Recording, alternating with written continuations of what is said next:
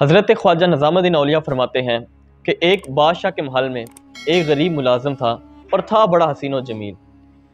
وہ بہت خوبصورت اور نوجوان تھا۔ اسے بادشاہ کی بیٹی کے ساتھ محبت ہوگی۔ اب بادشاہ کی بیٹی بھی بہت خوبصورت تھی۔ اب ان دونوں کو ایک دوسرے کے ساتھ جب محبت ہوگی تو اس ملازم نے پیغام بھیجا کہ ملاقات کا کوئی سبب کیا جائے۔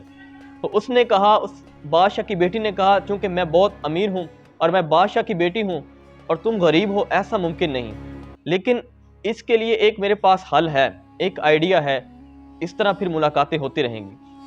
اس نے پیغام بھجوایا کہ اس کا حل یہ ہے کہ تم عبادت گزار بن جاؤ، نیک بن جاؤ، ریاضت کرو، اور جب تمہاری نیک ہونے کے چرچے ہونے لگیں گے تو میں اسی بہانے آپ سے ملاقات کرنے آ جاؤں گی۔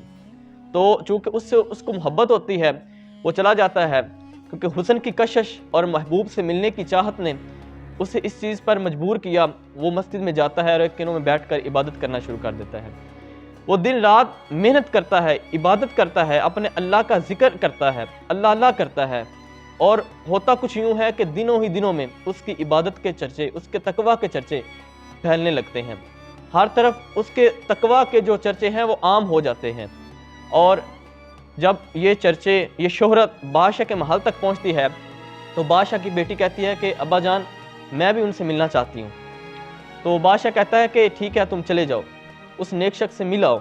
اور وہ جب وہ ملاقات کے لیے جاتی ہے اور وہ تیار ہو کر، وہ جو وقت آتا ہے جس وقت کے لیے انہوں نے محنت کی ہوتی ہے، وہ جب اس کے سامنے جاتی ہے تو وہ لڑکا جو کہ اس کی محبت کے لیے اس طرف آیا تھا، وہ اس کے سامنے گھنٹوں بیٹھی رہتی ہے، لیکن وہ اس کی طرف آنکھ اٹھا کے نہیں دیکھتا۔ اور وہ لڑکی بادشاہ کی بیٹی اسے کہتی ہے کہ کیا تم مجھے پہچانتے نہیں ہو؟ میں نے ہی تو تمہیں یہ طریقہ سکھایا تھا کہ ملاقات اس طرح کی جا سکتی ہے۔ تو اس نے کہا کہ پہلے بات تمہارے حسن کی تھی، اب تجھے بنانے والے کے حسن سے میری عشق ہو گیا ہے۔ اب مجھے محبت، جو حسینوں کا بادشاہ ہے، جس نے تمام حسینوں کو تخلیق کیا ہے، اب مجھے اس سے محبت ہو گئی ہے، اب مجھے تمہاری کوئی ضرورت نہیں رہی۔ اسی طرح اس نے اپنے آپ کو بدل لیا۔